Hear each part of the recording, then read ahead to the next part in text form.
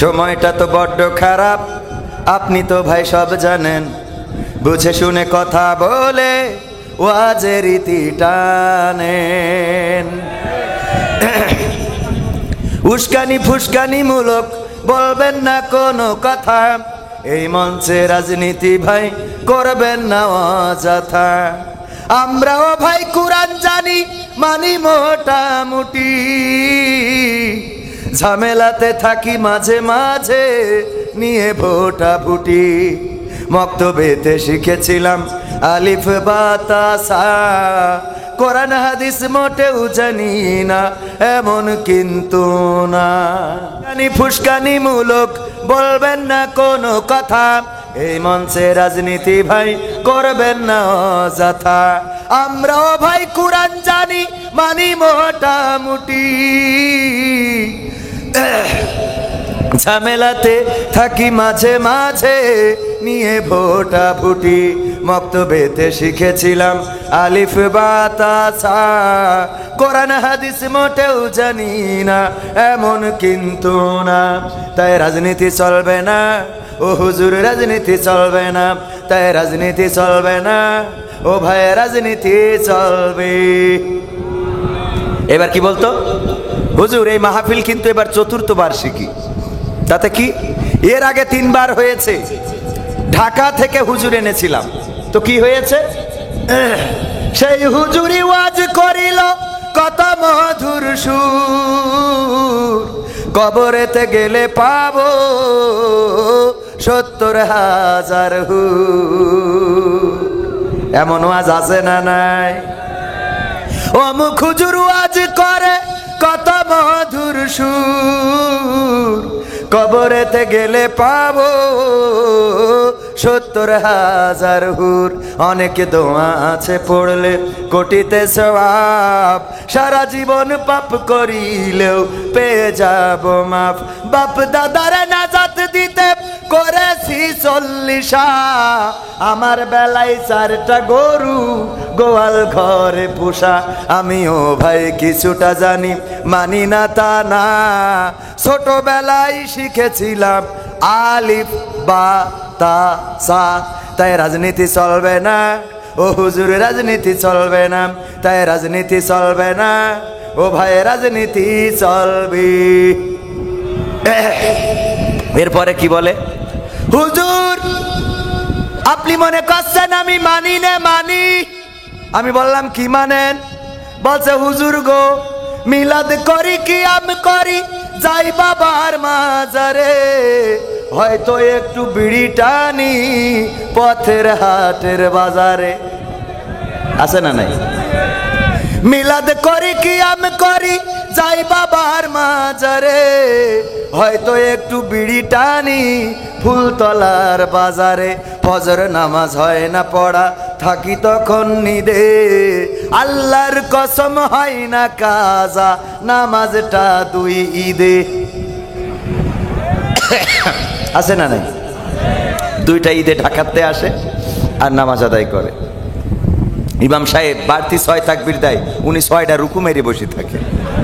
আছে না নাই?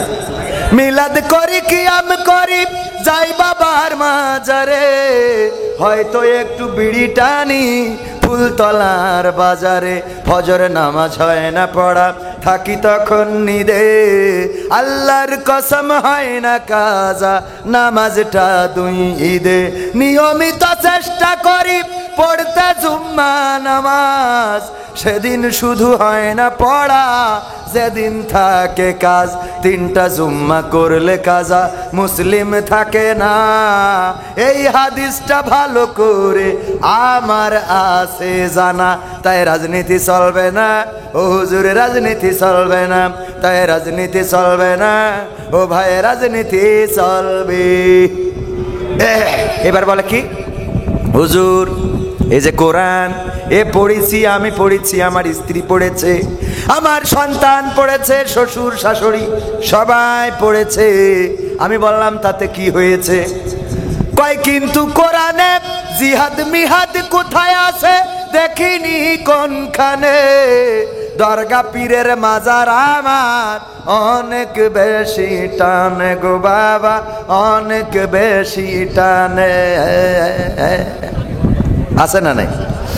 কোরআনে জিহাদ খুঁজে কথা কয় না কেন? পায়নি, পড়ে না, পড়ে কিন্তু বোঝে। কোরআন পড়ে কিন্তু বোঝে। আমার মিজান ডাক্তার, উনার চেম্বার আছে না এখানে, আপনারা চিকিৎসা নেন কিনা? ফুলতলার জনপ্রিয় ডাক্তার। আমি যশোর থেকে রুগী নিয়ে আসি ওনার কাছে, কোনো কমিশন নিই না, আর উনিও টাকা নেয় না। আবার মনে করেন না যে কমিশনে রুগী নিয়ে আসে, আমি দুর্নীতি, কমিশন না। তো উনি ওই ভিড় হয় বলে চিন্তা করেছে একটা ময়না পাখি কিনে, লোক না রেখে একটা ময়না পাখি কিনেছে। কি পাখি? ময়না পাখি কিনেছে। ময়না পাখি কিনে ওইটারে বুলি শিখাইছে যে লাইন দাও, এক এক করে আসো, লাইন দাও, এক এক করে আসো। ময়না পাখি ওইটাই বলে যে লাইন দাও, এক এক করে আসো। লোকের যখন ভিড় হয়ে যায় তখন ওই ময়না পাখি সবাই বলে লাইন দাও, এক এক করে আসো। তো সবাই বলে দেখো পাখি বলতেছে লাইন দাও, আর তোমরা মানুষ লাইন দাও না, এই নাও লাইন দাও সোজা করে। তবে সবাই সোজা করে লাইন দিয়ে এক এক করে ডাক্তারের চেম্বারে যায়, রুগী দেখে, ডাক্তার দেখে চিকিৎসা দেয়। কোনো এক কারণে এক রুগী মারা গেছে ডাক্তারের কাছে। তো ওই দিন সবাই খেপে গেছে, ফুলতলার এই রুগী মারা গেল কেন, ডাক্তারের মারতে হবে। তো লোকজনের জমা হয়ে গেছে, ময়না পাখি বলতেছে লাইন দাও, এক এক করে এসো, লাইন দাও। আচ্ছা, ওইভাবে যদি লাইন দিয়ে সিরিয়াল বাই সিরিয়াল উনার চেম্বারে মারার জন্য ঢোকে, তা কি আর জানাজা দাফন কাফনের দরকার আছে? কথা কয় না। তাই ময়না কি বুঝেছে যে আসলে ও কি বলছে? বুঝতে পারছেন কিনা? আমাদের এই জাতীয় কোরআন থেকে বলে হুজুর রাজনীতি করবেন না, রাজনীতি করা যাবে না। এইগুলো যারা বলে ওরা আসলে জানেই না এর মধ্যে রাজনীতি আছে নাকি নাই। কথা কয় না। এই জন্যে ওদের শিখানো বুলি, ওই যে শিখাই দিয়েছে হুজুররা রাজনীতি করে, মাহফিলে আসলেই বলতে হবে রাজনীতি করা যাবে না, ওরা ওই শিখানো বুলি বলে। তাইলে কি বলছে? হুজুর জিহাদ মিহাদ কোথায় আছে দেখিনি কোনখানে, দরগা পীরের মাজার আমার অনেক বেশি টানে, সেথায় গেলে শর্টকাটে ভাই জান্নাত পাওয়া যায়, পরকালে তরাই নেবে চিন্তা তেমন নাই। পীর সাহেবের কাছে মুরিদ আমি আমার নেতা, বছর বছর নজরানা দি আমি আবার সেথা, হইলে ওরস কোনোভাবে মিস তো করি না, ওখান থেকে আল্লাহ রাসূল হয়েছে জানা। তাই রাজনীতি চলবে না ও হুজুর, রাজনীতি চলবে না, তাই রাজনীতি চলবে না ও ভাই, রাজনীতি চলবে। কিন্তু আমাদের কথা কি? আমাদের কথাও রাজনীতি চলবে না। আমাদের কথা হলো কোরআনের নীতি চলবে। কিসের নীতি? আর এই কোরআনের নীতি করার কারণে যদি কেউ বাধা দেয় তাহলে তাকে বলবো তুমি আগে এলেম অর্জন করে তারপরে এখানে আসো। এখন আর আগের মতো স্টেজে উঠে বাধা দেওয়ার দুঃসাহস করার মতো আল্লাহর ওলি নাই। তবে দুই একজন আবার তৈরিও হচ্ছে, কারণ শূন্য বাগানে ওই যে বলতেছে যে বাজারে চাঁদা দাবি করতো, ওরা তো সব চলি গেছে, তা আমরা এসে হাল ধরেছি। কথা কয় না? হাল ধরার লোক আছে না নাই? তো এই বাগানেও যদি কেউ হাল ধরতে চায় তাদেরকে বলবো এই বাগানে ওই হাল ধরার জন্য আসবেন না, বরং কোরআন যেন শুনতে পারে সেই হাল ধরার জন্য আসবেন। তা না হলে বাংলাদেশের মানুষ আপনার বেহাল করে ছেড়ে দিবে। ঠিক না বে ঠিক? সম্মানিত ভাইয়েরা, আমার কাছে সূচিপত্র দিয়েছে।